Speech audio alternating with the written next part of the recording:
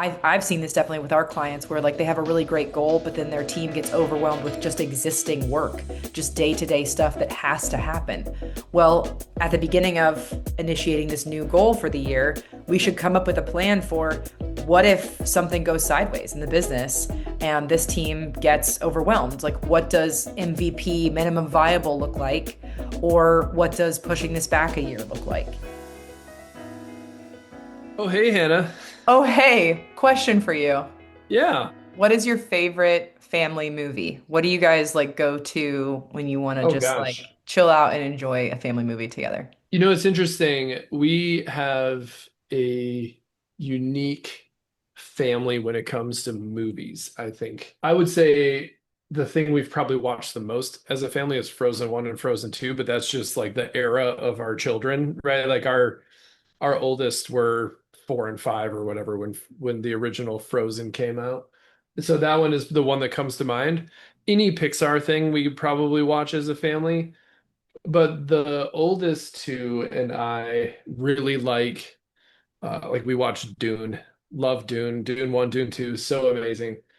So excited for Dune 3 to come out. Shows like that, the oldest two and I will watch, and then my wife and youngest have no interest in those types of movies at all. And so anyway, it's movie night at our family is a little bit of a we got to figure this out. Yeah, yeah, you got If varying it's not a if interests. it's not a Pixar movie, we got to figure it out. Yeah, that's interesting. Dune, that can get kind of dark. Yeah, but it's so good. Yeah, it Um, is. It is very it's good. such a good story.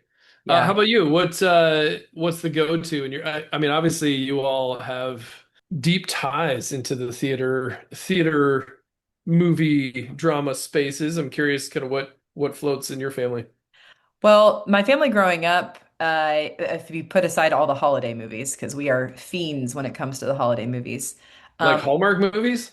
no, like Christmas Uh, Vacation, yeah, yeah, yeah, yeah. The Grinch, Okay, Christmas Story. Like we love Christmas movies. But if you put gotcha. all the holiday movies aside, I would say honestly anything with Robin Williams. Um, Yep. yeah, we love Good Will Hunting. I've watched that with my dad so many times. And yeah, we love a good The Lion King. I love a good Lion King rewatch. But I Yeah, think yeah. for me and Chris, as we start our family, we love Stardust, which is based on a Neil Gaiman story. It's so good, and Moulin Rouge. Oh, Moulin Rouge is a great movie. hmm Those are our rewatches. Come what may, Exactly. you know. Exactly. So good. So Yeah, good. he said to me one time that if we ever fight and we're super mad at each other and he has to like make it up to me, he will sing that song at me. Oh, nice. Hopefully he sings it well. Yeah, yeah, he does his best. Well, fun, fun. Well, Yeah. so for today, we are going to do another of our problem sets or case studies. So for Yeah. listeners who are just joining us for the first time, what we're doing this season is I've put together these fake companies, but based on real scenarios. And we're going to read through the prompt, and the two of us are going to react like we would if we were in a sales call, if we were in a discovery call, tell us more, here's what we would prescribe, here's how we would address it, kind of thing. And we hope that by doing this, this will benefit you if you came here for the title and think, oh, you know what? Maybe that's me and I could benefit from what they have to say. So we hope that sort of by mocking up these example cases, this will help folks out there who are dealing with similar problems. Thank you for putting all these together, by the way, Hannah. I appreciate that. You're welcome. Thank you for offering all your insights, and I'm excited to dive into another one. Here we go. Cool. What do we So got today? today's company is called North Star Health Company, North Star Ooh, Health Co. nice. They're a direct-to-consumer wellness brand, mostly supplements, coaching, things like that. They have 25 employees and just over 6 million in annual revenue. And they are also pretty young, 4 years in business. Okay. So lots of growth, pretty fast, and they have, I would say, a rather large team for that time period. They do an annual planning ritual. So every January, the leadership team goes offsite for a couple days and does like a big planning retreat. They leave feeling very clear, very motivated. They have all their goals set, and the energy is high, and people are ready to go kick some butt and make some things happen. And then they kind of drift away from it. And it's very subtle, but they have a hard time staying locked into the things that they planned for. So basically the goals are there or they think they're there, but it's not actually like showing up in the day to day and they're not sure what to do about it. So they ask the team members things like, what are you doing this week to tie to the annual goals? And people have like very vague answers. And so that's been super frustrating for them. And they're just not sure how to make it better, how to, take these leadership ideas and really put them into the team and make sure that by the end of the year, the big old box has been checked. So Yep. I'll stop there. Yeah, good stuff. Two questions come to mind immediately. How many goals do they have? Mm. Like, do they have hundreds of goals? Do they have five goals? Like, how are they structuring this strategy? I love a good kumbaya meeting, right? Mhm. Like, I love a good strategic planning meeting. But then you get back to work on Monday and deal with your inbox and all the issues and all the different things, right? So I'm curious kind of how they structure it. Yep. Uh, that's maybe question number, well, maybe I'll pause there. I'll ask question number two in a minute. Yeah. So this year's goals, for example, grow the revenue from 6 million to 10, Hmm. launch two new product lines, improve customer retention by 20%, and build a category defining brand. That's like the word that they use. So I would say they've got four, maybe five goals if you kind of segment the two product lines into two things. Okay, so those are annual goals. Hmm. Did those goals get broken down into smaller pieces? Because every one of those is massive. It's a great question. From the prompt that I received and pretending that this is a client that I talked to, no. And therein, for me, reading through this, like that would be the biggest crux for me is how did you take this beautiful future that you painted and make it really specific and small and monthly and weekly? Yeah. So yeah, my second question was going to be what you just said, which is essentially like, yeah, and how did you break your goals down into something tangible and real? Often talking about making it small. There's there's a couple different ways companies hide in their goal setting, right? Goal setting can often be a perfunctory exercise, like, oh yeah, it's annual goal setting time. We should set goals. They often make them too grandiose, which is so big, so gnarly, so undoable that then they don't actually have to do it. So they make things that are not even humanly possible to get done. They make them really vague. Like, what does that mean? Like the branding goal, I think, is an interesting one. Like, what do you mean? What does that mean? And what is the relationship between the branding goal and the R&D goal that they had? They talked about developing products, but are those related? Third way is they don't actually break it into small enough chunks to make it actionable or doable, right? So grandiose, vague, or kind of immobilizing, right? In terms of, yeah, but what does that mean? How do we do it? What are the small enough chunks? Mhm. Those are the first three things that pop into my mind. So maybe the other thread in here is okay, and then we bring it up once a quarter and we kind of talk about it and the team's like, oh right, yeah, yeah, we're making some progress, maybe we're not, right? So is it part of how they talk? Is it part of how they communicate? Yeah, absolutely. I think, I mean, we've definitely seen this with our clients where leadership has all the best intentions and they're so excited for the ideas that they've created. And then they just go throw this big flaming volleyball at the team and say, we want to do this. And the team is like, I've never seen a volleyball before. I don't even know what fire is. Ow, my hand is burned. Like, what do you mean? So I think that unfortunately happens too often. It's like, oh yeah, I trust my team to figure it out. That trust is nice, but you're missing a critical leadership opportunity to align and build the plan. So I'll actually bring up our framework, a bit of a injection of that into here. So like they got clarity on where they wanted to go, but they did not align the team. They didn't make a plan to get to execution. And Mhm. figuring out what that plan is has to be led by the leader. The idea came from them. Even if you aren't the project manager who hosts and facilitates the planning meeting, the leader has to be there for that and answer questions. And as your team asks questions, because the team is going to think about things in a beautiful, nuanced, detail-oriented way, The leader has to be there to say, oh, didn't think of that piece. Let's do this with that. Or, oh, we did think about that. We want to do this way. So I think, yeah, it's well-meaning to assume that your team is capable enough to make a plan, but it is harmful to your team when you only trust them to make the plan and you're not part of it.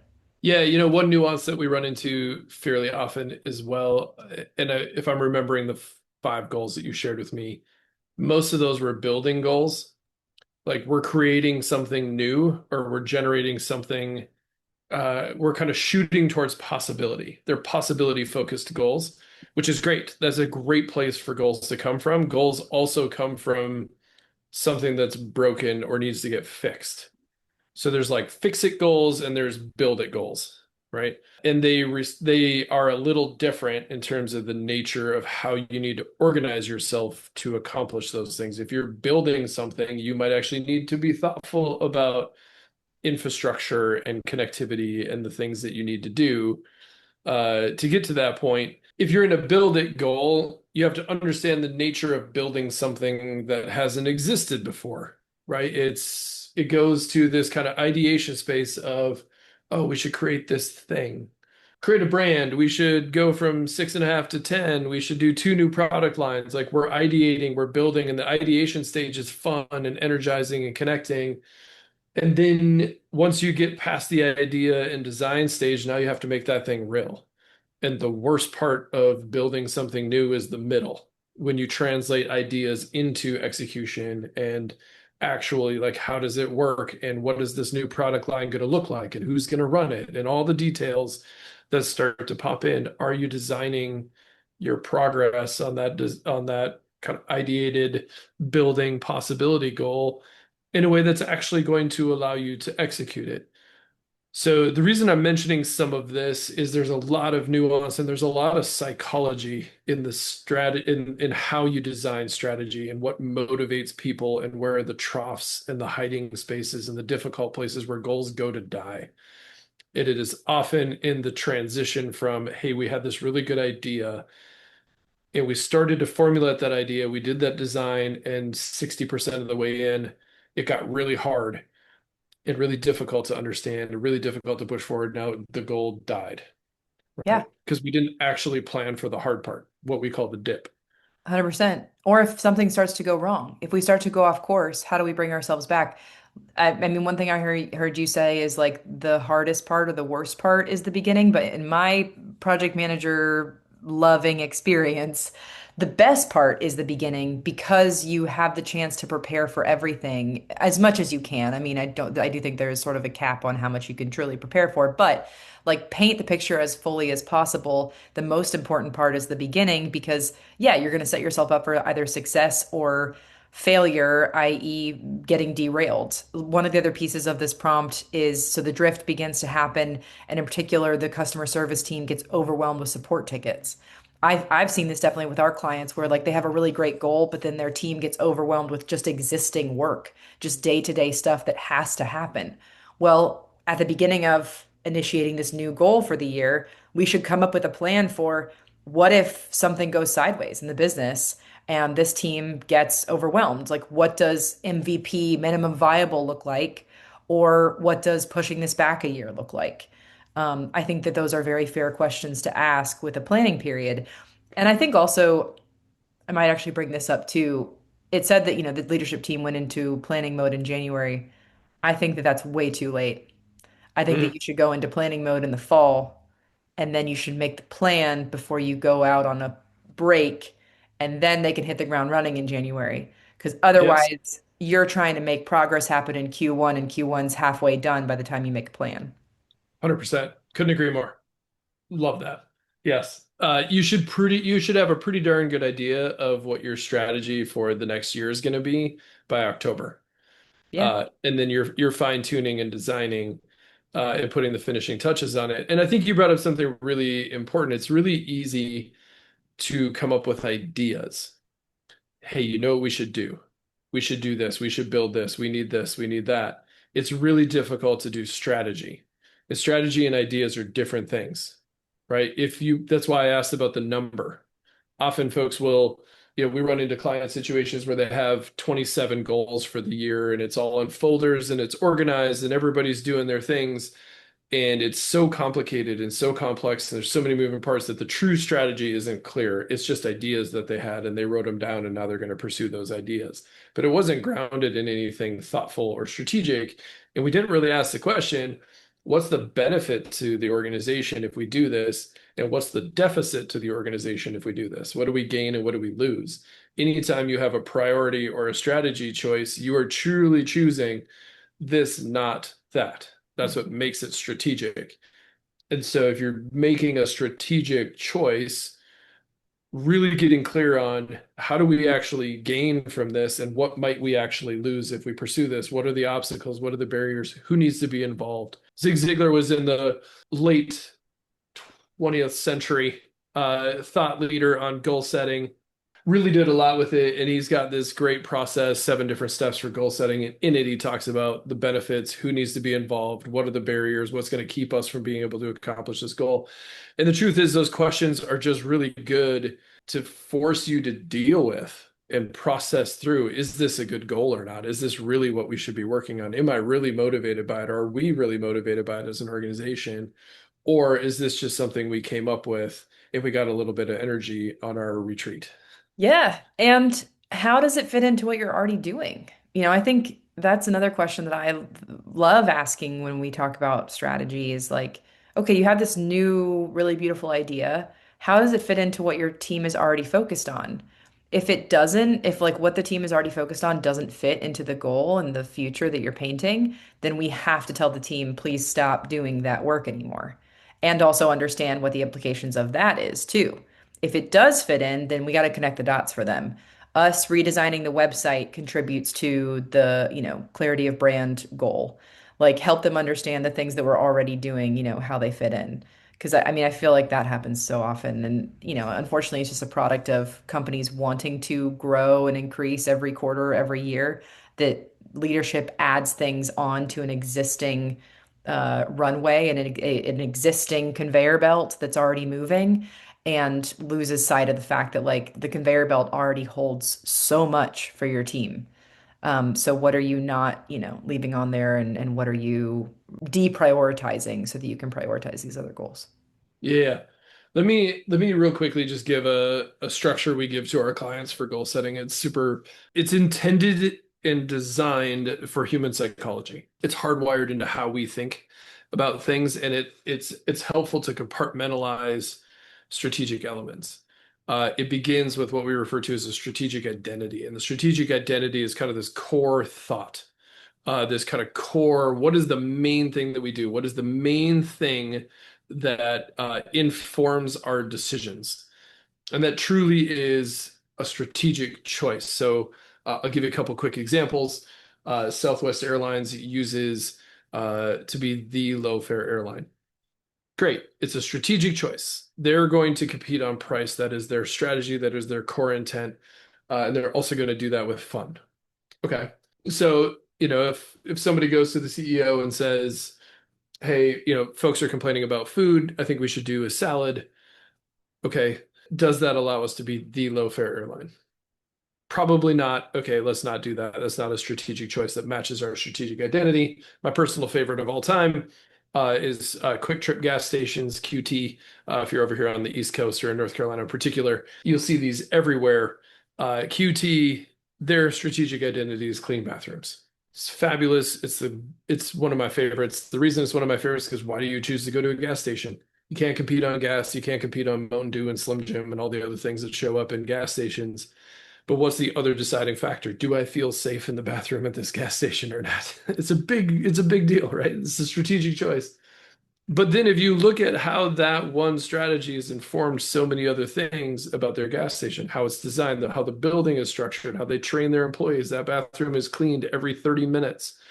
It is about values and all the different ways that they incorporate their organization. So strategic identity is kind of core intent. It's like, what are we about? Right? What is our core thing that differentiates us from our competitors? From there, you create what we call strategic pillars, and it's kind of three, I would say, focus areas. These are the things that are going to make that strategic identity true. And the reason we shoot for three is it's a simple number to hold on to. People can remember three things, right? For us, it's share, productize, and systematize. Those are three focus areas for us. It has been for 3 to 4 years at this point in time. And underneath that, we start to create goals because we know that if we're doing those three things and we're doing those three things well, our goals are truly strategic to what we're shooting for. From there, you do, 1 year goals, 90-day action items, 30 days.